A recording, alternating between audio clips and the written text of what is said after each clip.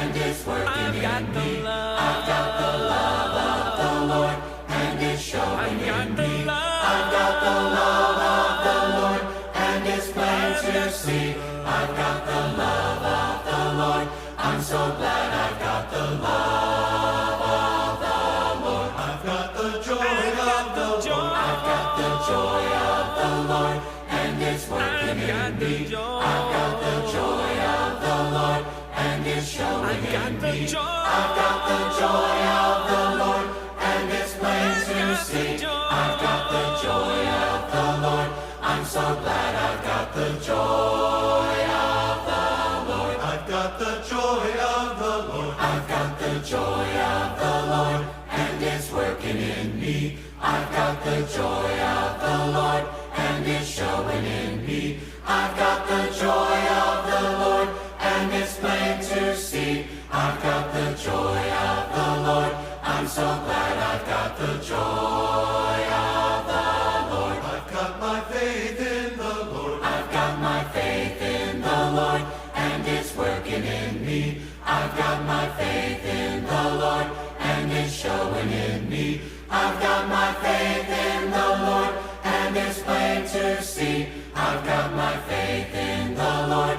I'm so glad I've got my faith in the Lord. I've got the love of the Lord. I've got the love of the Lord, and it's working in me. I've got the love of the Lord, and it's showing in me. I've got the love of the Lord, and it's plain to see. I've got the love of the Lord. I'm so glad I've got the love of the Lord. I've got the joy of the Lord. I've got the joy of the Lord, and it's working in me. I've got the joy of the Lord, and it's showing in me. I've got the joy of the Lord, and it's plain to see. I've got the joy of the Lord. I'm so glad I've got the joy of the Lord. I've got the joy of the Lord. I've got the joy of the joy. I've got the joy of the joy. I've got the joy. I've got the joy. I've got the joy of the joy of the Lord. I've got the joy of the Lord. On a hill far away stood an old rugged cross, the emblem of suffering and shame. And I love that old cross, where the dearest and best for a world of lost sinners was slain. So I'll cherish the old rugged cross till my trophies at last I lay down. I will cling to the old rugged cross and exchange it someday for a crown. Hello, welcome to our Bible study. My name is Clint McElroy, and today we'll be in 2 Samuel chapter 2. We will be meeting today at 10 a.m., so please join us if you can. We'll have masks available at the door for anyone who needs one. If you're sick in any way, please don't come to the auditorium, but instead stay home and enjoy the streaming service. We'll also have classes for everyone at 9 a.m. if you care to join us for those, and we'll be watching this Bible study on the large screen in the auditorium. You're welcome to join us there. We do have these English Standard Versions from the World Bible School available for anyone who'd like to have one. If you care to have one, contact our church office and we'll make arrangements to get you one. Our sick list is quite long, so please refer to the bulletin for more information. We are thankful that Billy's procedure came out well. Paula has received good information about her situation. I would ask that you continue to remember those who are sick and awaiting procedures, such as April, those who are sick and isolated at home, such as Emma, and Emma's family, who have all tested positive for COVID-19. Also, please keep in your prayers Alan Morris, who's also tested positive for COVID-19, and my father-in-law, Arvis Buchanan, who is going in for surgery on Monday. As is our custom, we want to remember the story of the two men on the road to Emmaus who were joined by a third man on the way. That third man spent that time with them, encouraging them from the Word, teaching them about Jesus from the Word. When they got to their destination, and he revealed that he was Jesus. This was after the resurrection. After he left, those men realized that while he'd been with them, there'd been a burning in their hearts.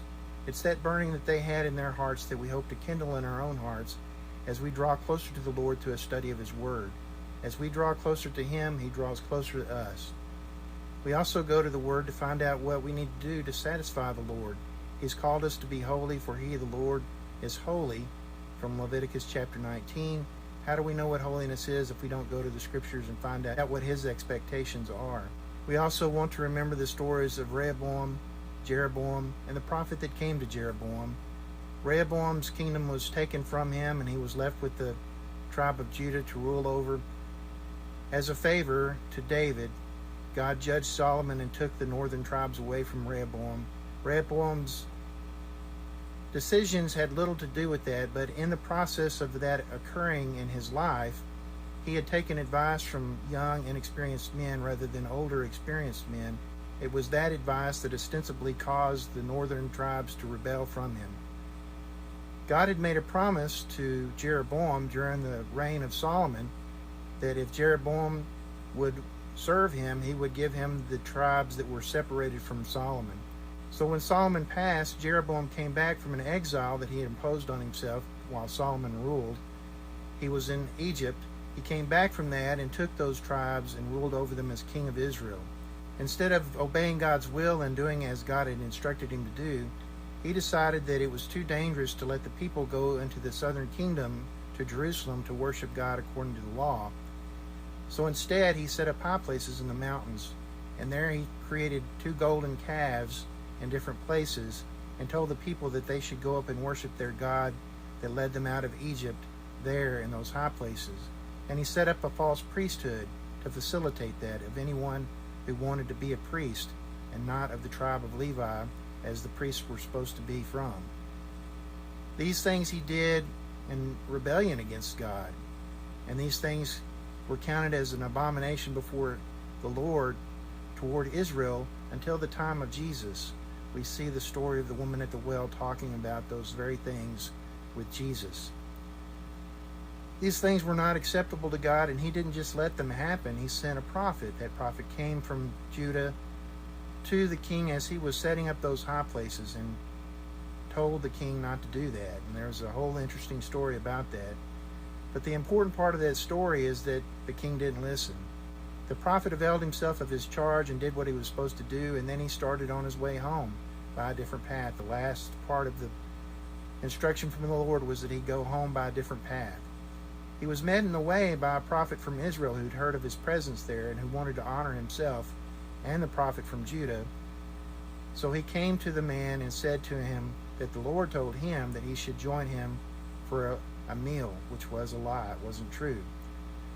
The prophet from Judah believed the prophet from Israel, and so he joined him. And as they sat down, the prophet from Israel prophesied and told the man from Judah that he had done wrong, that what he had done was not acceptable to God, and his life would be forfeit because of it. And on his way home from that meal, he was killed by a lion. That lion stood by him and did not consume him or the donkey that he was riding on. And people came by and saw the dead man there.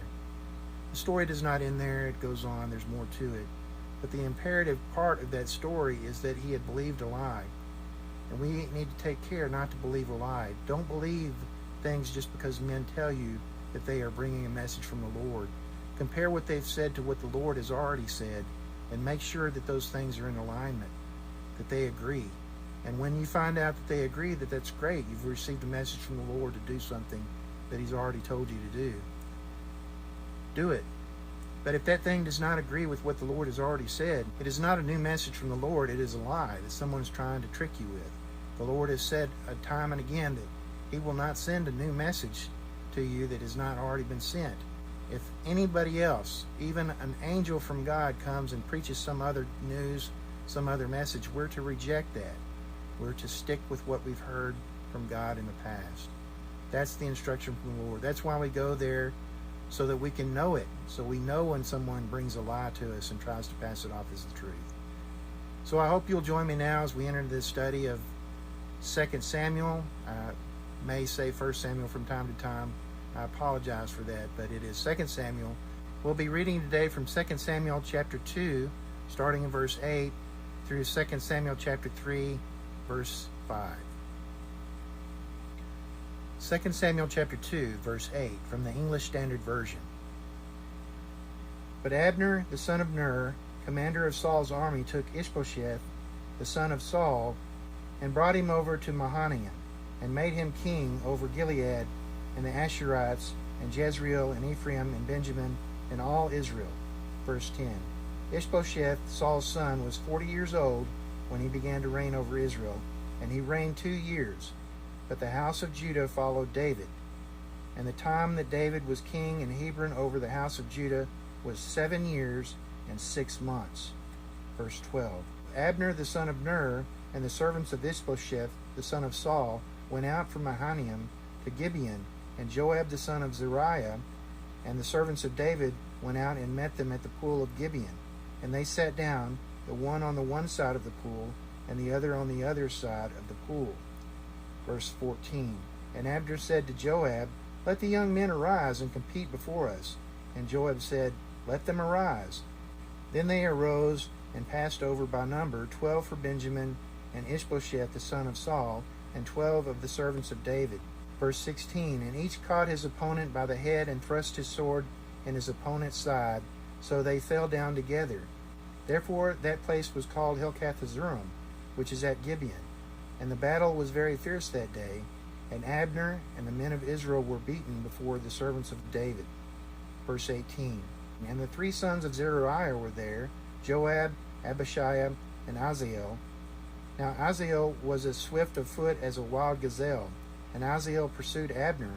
And as he went, he turned neither to the right hand nor to the left from following Abner. Verse 20. Then Abner looked behind him and said, Is it you, Azael? And he answered, It is I. Abner said to him, Turn aside to your right hand or to your left, and seize one of the young men, and take his spoil. But Azael will not turn aside from following him. And Abner said again to Azael, Turn aside from following me. Why should I strike you to the ground? How then could I lift up my face to your brother Joab? But he refused to turn aside. Therefore Abner struck him in the stomach with the butt of his spear, so that the spear came out at his back. And he fell there and died where he was. And all who came to that place where Azael had fallen and died stood still. Verse 24. But Joab and Abishai pursued Abner. And as the sun was going down, they came to the hill of Ammah, which lies before Gila, on the way to the wilderness of Gibeon. And the people of Benjamin gathered themselves together behind Abner, and became one group, and took their stand on the top of a hill. Verse 26. Then Abner called to Joab, Shall the sword devour forever? Do you not know that the end will be bitter? How long will it be before you tell your people to turn from the pursuit of their brothers? And Joab said, As God lives, if you had not spoken, surely the men would not have given up their pursuit of their brothers until the morning. So Joab blew the trumpet, and all the men stopped and pursued Israel no more, nor did they fight any more. Verse 29. And Abner and his men went all that night through the Arabah. They crossed the Jordan, and marching the whole morning, they came to Mahanaim. Joab returned from the pursuit of Abner, and when he gathered all the people together, there were missing from David's servants 19 men besides Asahel. But the servants of David had struck down of Benjamin 360 of Abner's men, and they took up Asahel and buried him in the tomb of his father, which was at Bethlehem. And Joab and his men marched all night, and the day broke upon them at Hebron. Chapter 3, verse 1. There was a long war between the house of Saul and the house of David, and David grew stronger and stronger, while the house of Saul became weaker and weaker. And sons were born to David at Hebron. His firstborn was Amon of Ahinoam of Jezreel, and his second Chileab of Abigail, the widow of Nabal of Carmel, and the third Absalom the son of Maacah, the daughter of Talmai king of Geshur. Verse 4. and the fourth Adonijah the son of Haggith, and the fifth Shephatiah the son of Abital, and the sixth Ithream of Iglah, David's wife. These were born to David in Hebron. Okay, so last week we picked up in chapter 1, verse 1 of 2 Samuel. We read the story of the messenger who came to David with the information about Saul's death.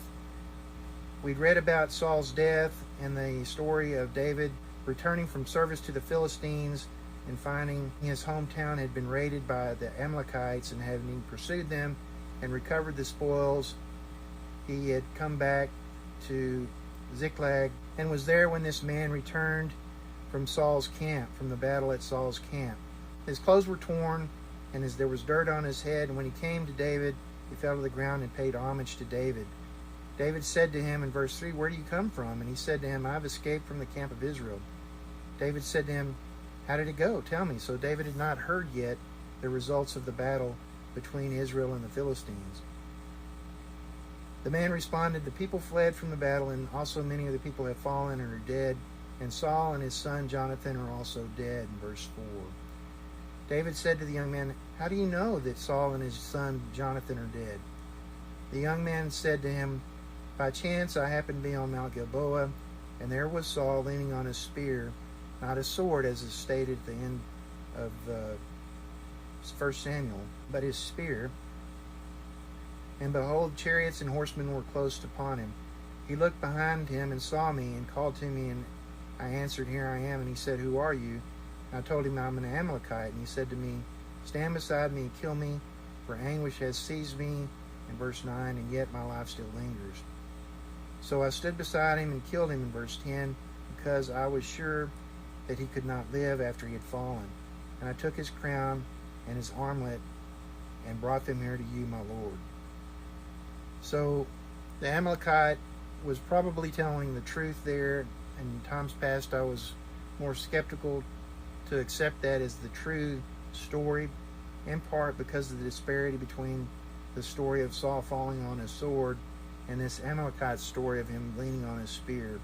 But those are common phrases for the same action, and I don't think that the difference is significant here. But that's, again, my personal opinion. In verse 11, it says that David took hold of his clothes and tore them, as did all the men who were with him, and they mourned and wept and fasted until evening for Saul and for Jonathan his son, for the people of the Lord and for the house of Israel, for all that had fallen by the sword. Now those men that were there were probably more likely mourning for Jonathan, and David was in fact mourning for all of these others, because it hurt his heart for these things to occur.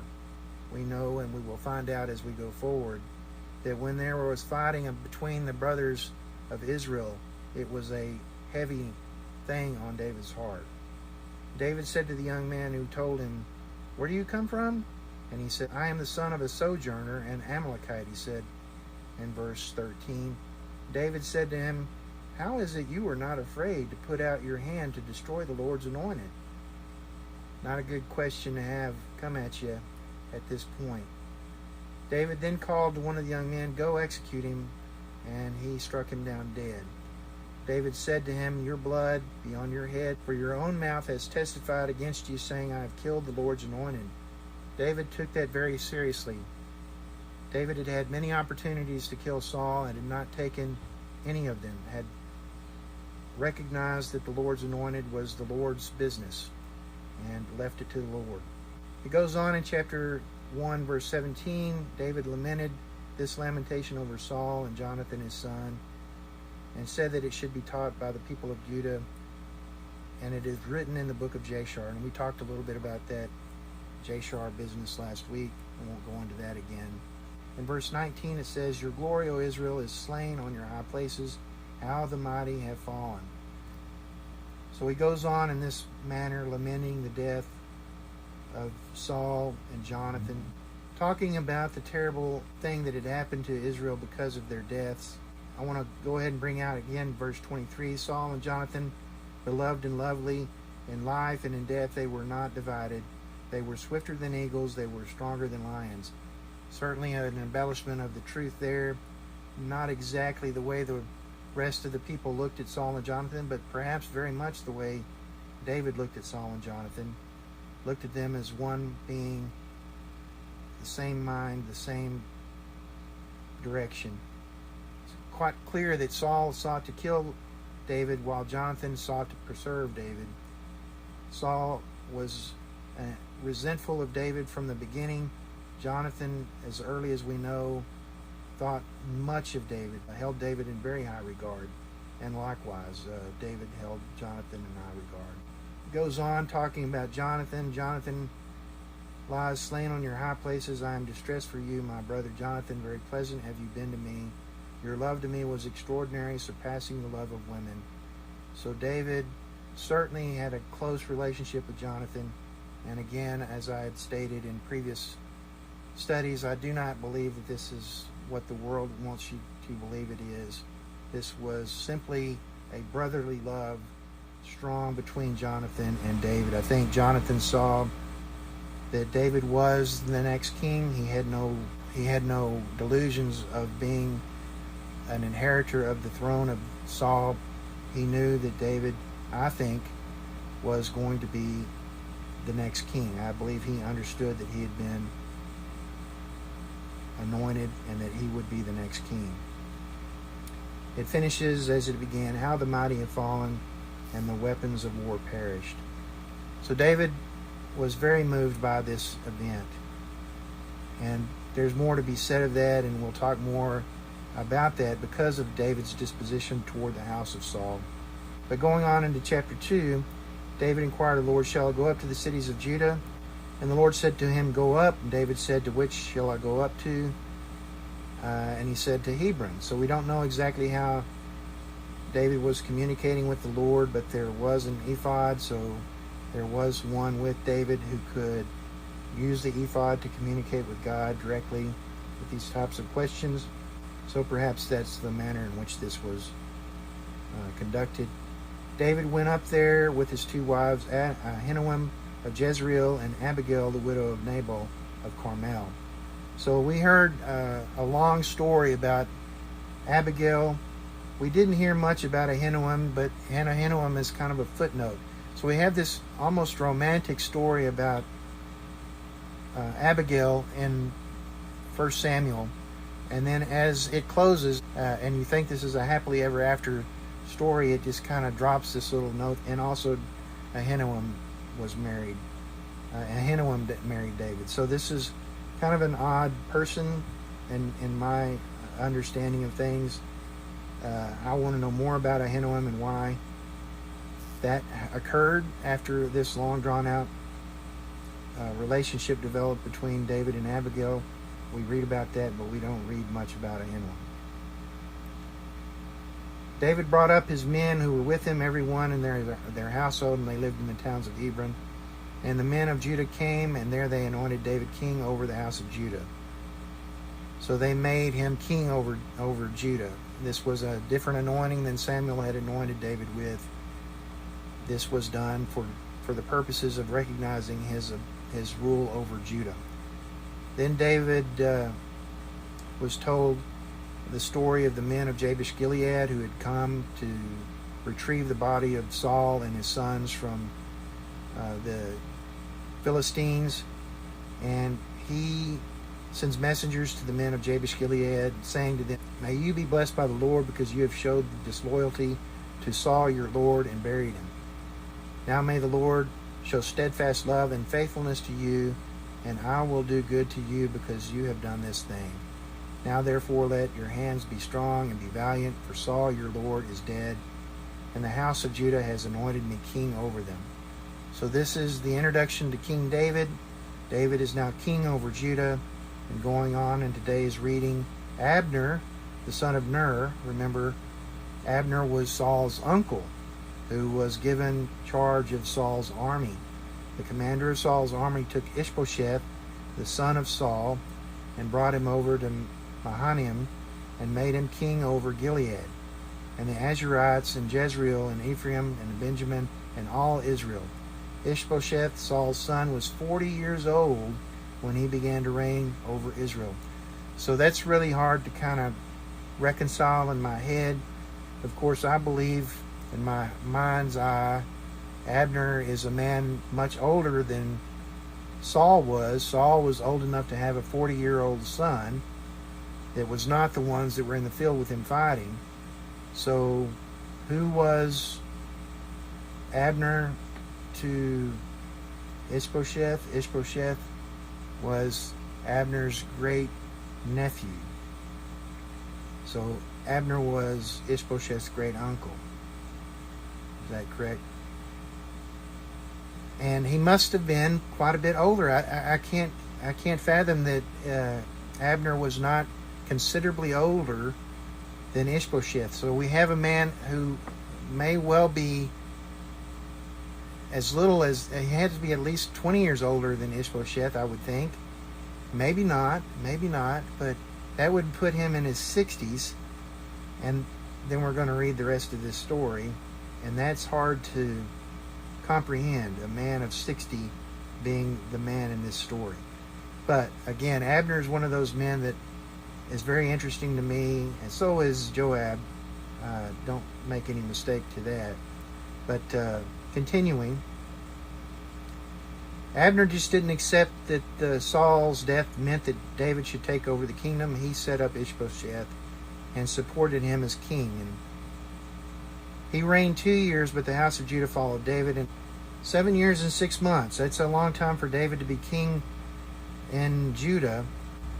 And I don't know what the disparity there means. So there is a disparity between the reign of Ishbosheth in Israel and the reign of David in Judah. So I don't know how to reconcile that, but we'll read on. Abner the son of Ner and the servants of Ishbosheth the son of Saul went out from Mahanaim to Gibeon, and forgive me the names here, I'm sure I'm reading them differently as I read through. And Joab the son of Zeruiah and the servants of David went out and met them at the pool of Gibeon. And they sat down there, and I'll quit reading, just kind of paraphrase. They sat down opposite the pool from one another, and as they sat there, Abner said to Joab, "Hey, let's have these champions get up and fight this before us so we don't have to go to the trouble of fighting." And Joab said, "Sure." And so they sent out 12 each, 12 from the house of Israel, 12 from the house of Judah. And they come and they fight each other. And as they start their fight, each opposed to one from the other team, they all did apparently the exact same move. So they'd had very similar training.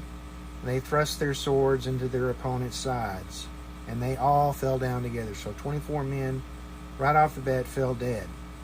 Therefore that place was called Helkath Hazurim, which is at Gibeon.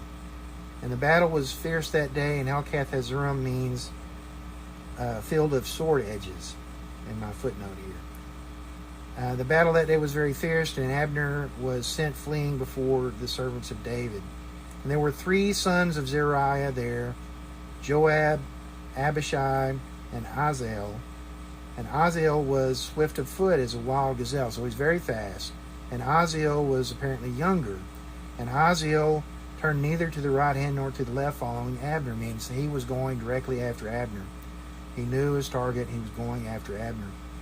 Abner, again, my mind's eye sees Abner as at least a 60-year-old man, at least a 60-year-old man, fleeing before a younger man who is swift of foot and apparently keeping pace, but just barely. He looks behind him and says, "Is that you, Azael?" And he says, "It is I. I'm right here." And Abner says, "Turn to your right hand or the left, kill one of these other men and take their spoil. Leave me alone. Turn aside from following me. Why should I strike you to the ground?" Reading here out of verse 22. "How then could I lift up my face to your brother Joab?" But he, Azael, refused to turn aside. Therefore Abner struck him in the stomach with the butt of his spear, not the point. And that strike was so strong that it came out Azael's back, and he fell there and died. And all who came to that place stood and just, they were awed, I suppose, by the sight of seeing how Azael had died.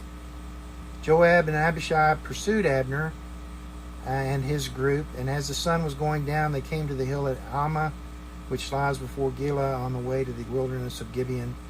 And the people of Benjamin gathered themselves together, defending Abner up on the top of the hill, and so he had the high position, and calls out to Joab, "Shall the sword devour forever? Haven't we done enough? Let's stop this. Shall the sword devour forever? Do you not know that the end will be bitter? How long will it be before you tell your people to turn aside from the pursuit of their brothers?" And Joab said, "As God lives, if you had not spoken, surely the men would not have given up the pursuit of their brothers until morning." So Joab blows the horn, and the men stop the pursuit, and there's no more fight. So Joab gives up the pursuit at that point. But Joab's not done. We'll know more about this as we go on. Abner and his men went all day and night through the Arabah and crossed the Jordan, and marching that morning they came to Mahanaim. Joab returned from the pursuit of Abner, and when he'd gathered all his people together, there were missing from David's servants 19 men besides Aziel. And remember, 12 of them had fallen at the very beginning. So David's men were all over the army of Israel. But the servants of David had struck down of Benjamin 360 of Abner's men. And they took up Aziel and buried him at the tomb of his father, which was at Bethlehem. And Joab and his men marched all night, and day broke upon them at Hebron. So they marched all night, and as the sun rose, they had arrived at Hebron. There was a long war, in verse 1 of chapter 3, between the house of Saul and David. And David in that war drew stronger and stronger, while the house of Saul became weaker and weaker. The sons were born to David at Hebron. These were the sons of David: Amon of Ahinoam, Chileab of Abigail, Absalom of Maacah, Adonijah of Haggith, Shephatiah of Abital, and Ephraim of Eglah. So 6 sons born to David, and I don't know who all these women are. I know who 2 or 3 of them are, but I don't know who all the rest of them are. So David had a considerable number of wives and or concubines. I'm not sure if these were all even wives, but he had now 6 sons. Not a single one had a brother of the same mother. So that's all very interesting, and it's not done. So we'll read about more. I wanted to get through that because those names are very difficult to read, and I didn't want to have to do that again. And I wanted to get that out of the way. That's the reading for today. It's a very strange story, one to be given some consideration. It's not a good thing to have a fight with your brother, with those you hold dear. It's not good to foster hostility between people who should be united. Those things are an abomination. Those things are something to be avoided at all costs. Don't foster that kind of hostility between people who should have love toward one another. It's a very good message to take away. There's so much going on here, and this story is just beginning. We're not done. We'll read more about Joab and Abner later on. So it's also very interesting, the disparity of the years accounted for here. And we'll read some more about that in the next chapter as well. So I don't want to spoil the next chapter, but you can read ahead and you can find out for yourself, and we'll talk about it next time. I hope you found a word of encouragement in the things that we've said today and the things we've studied today. We will be meeting today at 10 a.m., so please join us if you can. Hope to see you there. If you're sick in any way, please don't come to the auditorium, but instead stay home and enjoy the streaming service. God bless. Have a great week.